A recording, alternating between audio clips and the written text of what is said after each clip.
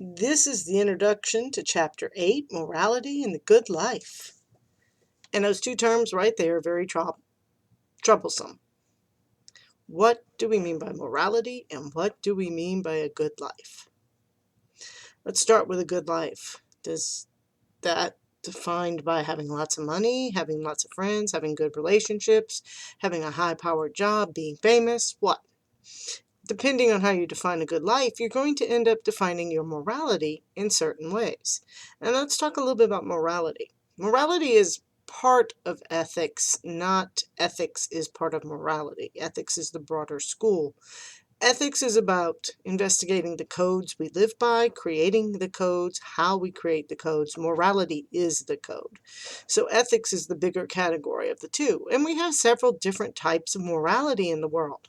We have, of course, divine command morality, which most of you are actually familiar with. That's God says. So the Ten Commandments would fit under that.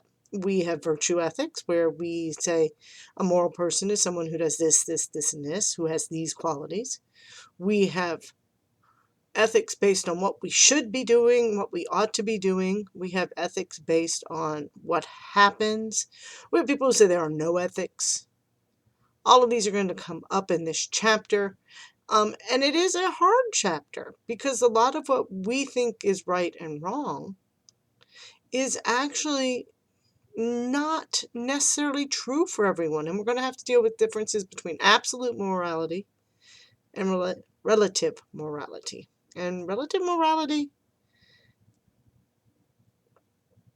it exists. Anytime you go to another country and you have to follow their laws, it's a type of relative morality. So as we read this chapter, keep your eyes open on these topics. Think about what this means for you. Think about if this changes how you think of morality. Have fun. I look forward to reading your discussion questions. See you later.